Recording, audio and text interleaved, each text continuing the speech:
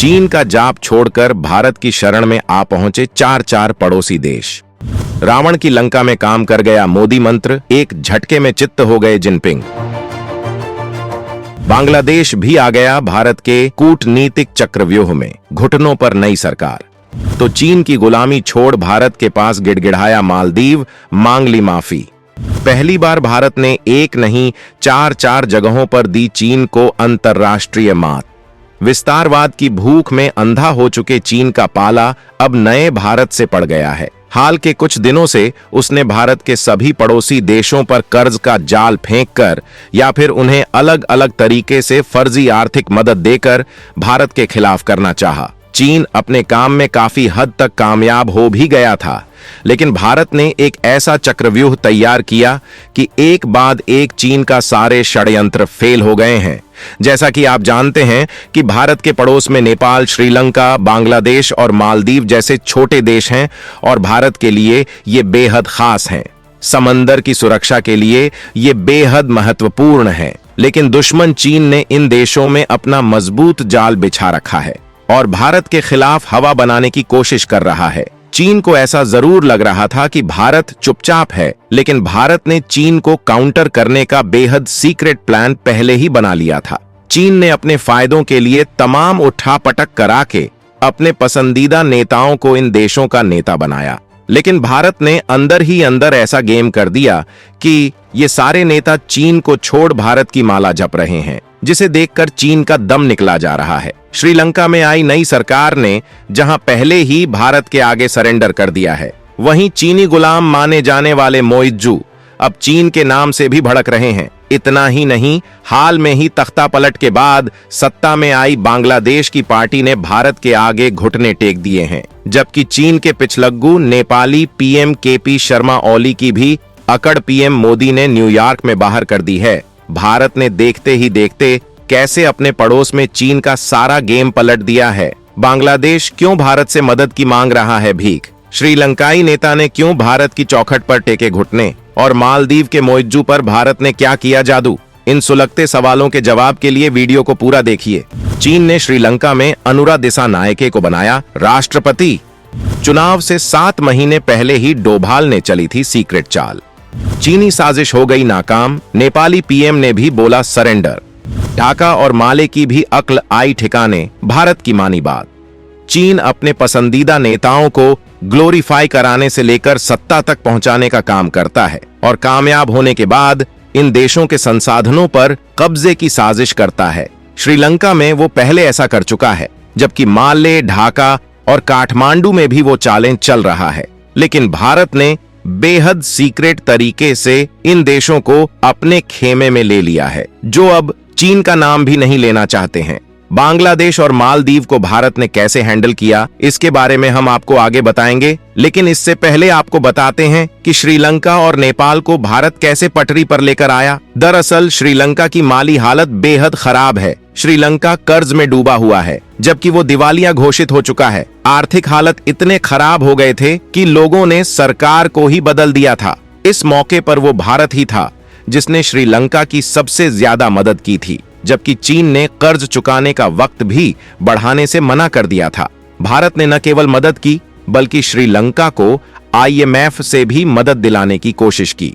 भारत की अनाज और जरूरी चीजों की सप्लाई की वजह से ही श्रीलंका के लोग खुद की जान बचा सके, क्योंकि हालत ये थे कि न तो खाने के लिए खाना था और न ही इलाज के लिए दवाएं। चीन ने इस वक्त श्रीलंका की मदद करने से साफ मना कर दिया था, जिसके बाद से श्रीलंका के लोगों में भारत के लिए सहानुभूति पैदा हुई।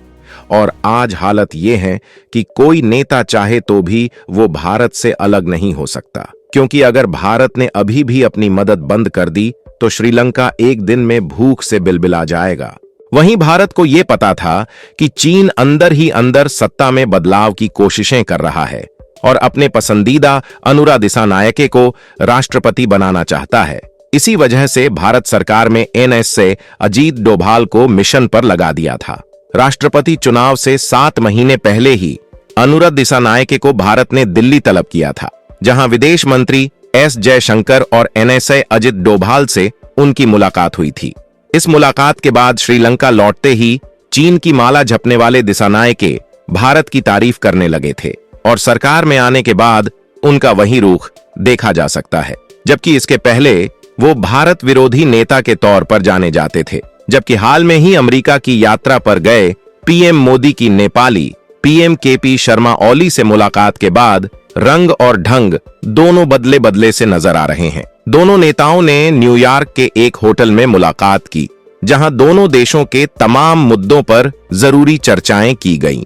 लेकिन इसके बाद से ओली की बोली पूरी तरह से बदल गई है। इसकी वजह यह भी है कि नेपाली नेता को ठीक से ये मालूम है कि वो चीन के इशारे पर कितना भी भारत विरोध कर ले, लेकिन भौगोलिक स्थिति की वजह से वो भारत ही है जो हमेशा संकट के वक्त में सबसे पहले नेपाल की मदद करता है। जबकि अगर भारत नेपाल की मदद करना बंद कर दे तो नेपाल की जनता भूखों मर जाएगी। इसी वजह से नेपाली नेता ने अपना रुख बदल लिया है। वहीं बांग्लादेश और मालदीव में भी भारत ने तगड़ा गेम किया है। बांग्लादेश की पार्टी बीएनपी का भारत ने उतार दिया भूत। मोइज्जू भारत के खिलाफ कुछ भी सुनने को नहीं तैयार। बांग्लादेश और मालदीव की हालत भी श्रीलंका और नेपाल जैसी ही है। ढाका में जो बदलाव हुआ है उसके पीछे अमेरिका को माना जा रहा है और इस वक्त अमेरिका को चीन के खिलाफ भारत की जरूरत है। ऐसे में पीएम मोदी ने अमेरिका से बांग्लादेश की चाबी भी घुमा दी है। जहां एक तरफ अमेरिका में पीएम मोदी तमाम ग्लोबल मामलों को हैंडल कर रहे हैं, उसी वक्त बांग्लादेश में भारत के उच्चायुक्त प्रणय वर्मा ने बांग्लादेश नेशनलिस्ट पार्टी के महासचिव मिर्जा फखरुल इस्लाम आलमगीर से मुलाकात की है, जिसमें बांग्लादेश ने तीस्ता नदी के मुद्दों को सुलझाने की भारत से गुहार लगाई है, क्योंकि भारत ने अब बांग्लादेश की बेहद कमजोर नस दबा दी है, जिसकी चाबी वाशिंगटन के पास मौजूद है। जबकि भारत विरोध के नाम पर सत्ता में आए मोइज्जू आज के हालत में अपने भारत विरोधी वादों की याद दिलाने पर ही भड़क जाते हैं। दरअसल अपने चुनाव प्रचार के दौरान मोइज्जू ने मालदीव की जनता से वादे किए थे कि वो भारत के तमाम टेंडर रद्द करवाएंगे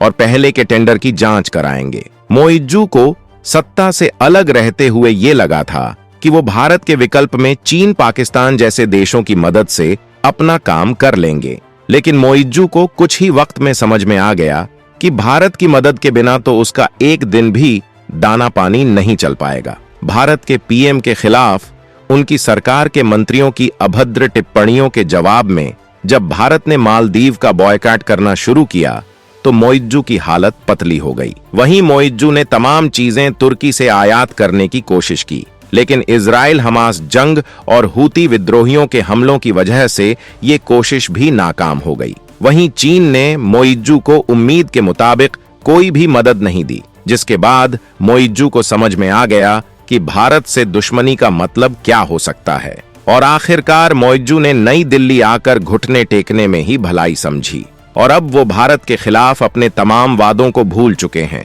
मोइज्जू ने भारत के खिलाफ जो भी वादे किए थे उनमें से किसी को पूरा नहीं किया है। भारतीय हेलीकॉप्टर और डोर्नियर विमान वापस नहीं किए गए हैं। भारतीय सैनिकों को हटाने की बात हुई, लेकिन उनकी जगह हिंदुस्तान एरोनॉटिक्स कंपनी के कर्मचारियों को रखा गया जो भारत के कंट्रोल में हैं। शुरुआत में भारत विरोध की नीति चलाने के बाद राष्ट्रपति मोइज्जू अब भारत के साथ संबंधों को सुधारने और आर्थिक मदद लेने की कोशिश कर रहे हैं। इसके पीछे भारत का तगड़ा गेम प्लान था। भारत ने मालदीव को दिए कर्ज को चुकाने की समय सीमा बढ़ाई है। इसके अलावा भारत ने मालदीव को जरूरी वस्तुओं की आपूर्ति को भी बढ़ा दिया है। तो दोस्तों, पड़ोस में चीनी साजिशों को नाकाम करने की भारत की रणनीति पर आपका क्या कहना है? कमेंट में बताना न भूलें।